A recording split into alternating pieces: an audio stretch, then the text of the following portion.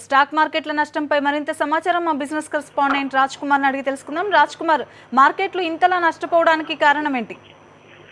అదనంగానే మనం చూసుకున్నట్లయితే గత 7 సెషన్ల నుంచి చూసుకున్నట్లయితే మార్కెట్లను విపరీతమైనటువంటి నష్టాల్లోకి జారుకున్నటువంటి పరిస్థితి కనబడుతోంది.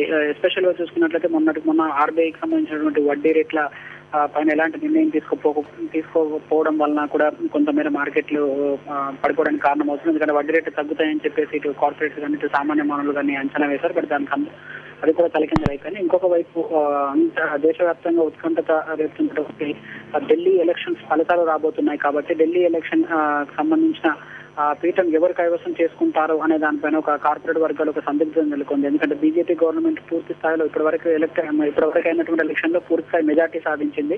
సో దీని ద్వారా ఏంటంటే ఏ డిసిషన్ తీసుకున్నా సరే ఆ డిసిషన్ అనేది ఖచ్చితంగా అమలు అవుతుంది అనేటువంటి ఒక సంతృప్తి అనేది కార్పొరేట్ వర్గాల్లో ఉండేది. బట్ ఇప్పుడు ఢిల్లీకి సంబంధించినటువంటి ఫలితాలు, ఎగ్జిట్ పోల్ ఫలితాలను చూసుకున్నట్లయితే ఆమ్ ఆద్మీ పార్టీ లీడ్ చేస్తున్నటువంటి కొంతమంది సర్వేలతోటి సో ఒకవేళ ఆమ్ ఆద్మీ పార్టీ కనుక పూర్తి స్థాయిలో సీట్లను కైవసం చేసుకొని అక్కడ పీఠాన్ని కనుక దక్కించుకున్నట్లయితే బీజేపీ ఏదైనా అమెండ్మెంట్ కు సంబంధించి అంటే ముఖ్యంగా మైనింగ్ సంబంధించి కానీ తర్వాత లేబర్ కు సంబంధించి కానీ ఏదన్నా అమెండ్మెంట్ చేయాలనుకున్నా కూడా అక్కడ తీసుకోవడానికి వీలు పడదు. అదేవిధంగా ఇంపాక్ట్ అనేది ఎలక్షన్ లో ఇంపాక్ట్ అనేది మిగతా బీహార్ తర్వాత రాబోయేటువంటి వెస్ట్ బెంగాల్ ఎలక్షన్ సంబంధించి కూడా ఇంపాక్ట్ పడేటువంటి అవకాశం ఉంటుంది. కాబట్టి కార్పొరేట్ వర్గాల్లో తర్వాత ఇన్వెస్టర్లలో కొంత ఆందోళన నెలకొనడం జరిగింది.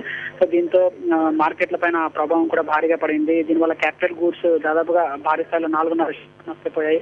అదేవిధంగా auto sector, banking sector, consumer durables ఇవన్నీ కూడా భారీ స్థాయిలో నష్టపోయినటువంటి పరిస్థితి కనబడుతోంది. ఇక ఇంటర్నేషనల్ గా చూసుకున్నట్లయితే అమెరికన్ ఉద్యోగాలకు సంబంధించినటువంటి డేటా అనేది పాజిటివ్ గా రావడం జరిగింది. అంటే ఎక్కువ మందికి ఉద్యోగ కల్పన జరుగుతోంది కాబట్టి అక్కడ ఆర్థిక పరిస్థితుల అనిశ్చితి అంతా కూడా సద్దుమణుగుతోంది అనేటువంటి సిచ్యువేషన్ లో అక్కడ వడ్డీ రేట్లు పెంచడానికి అక్కడ ఉన్నటువంటి బ్యాంకులు ఉత్సాహం చూపేటువంటి అవకాశం కనబడుతుంది. ఇన్ని రోజులు ఆర్థిక సంక్షోభం ఉంది కాబట్టి అక్కడ ఉన్నటువంటి బ్యాంకులు వడ్డీ రేట్లను ఫెడ్ రిజర్వ్ ఏదైతే ఉందో దాని వడ్డీ రేట్లను పెంచలేదు. బట్ ఇప్పుడు అంతా కూడా సద్దుమణుగుతుంది కాబట్టి వడ్డీ రేట్లు మరోసారి పెరుగుతాయన్నటువంటి అంచనాలు కనబడుతున్నాయి. దీంతో డాలర్ విలువ మరింత బలపడుతుంది కాబట్టి సో దానివల్ల కూడా రూపాయి బలహీనమయ్యేటువంటి పరిస్థితి ఉంది. కాబట్టి ఇన్వెస్టర్స్ అంతా కూడా కొంత అమ్మకాల ఒత్తిడికి లోనవుతున్న అమ్మకాలు చేస్తున్నటువంటి పరిస్థితి కనబడుతుంది. సో ఓవరాల్ గా చూసుకున్నట్లయితే రేపు రిజల్ట్స్ తర్వాతనే మార్కెట్స్ ఎంతవరకు పెరుగుతాయి ఎంతవరకు తగ్గుతాయి అనేటువంటి పరిస్థితిని అంచనా వేసేందుకు ఆస్కారం ఉంటుంది. సో రేపటి ఫలితాలపైన ఇండియన్ మార్కెట్స్ ప్రభుత్వం దగ్గర ఈ 1 వీక్ లోపు ఆధారపడేటువంటి అవకాశం కనబడుతుంది. ఓవరాల్ గా చూసుకున్నట్లయితే వాళ్ళ మార్కెట్స్ దాదాపుగా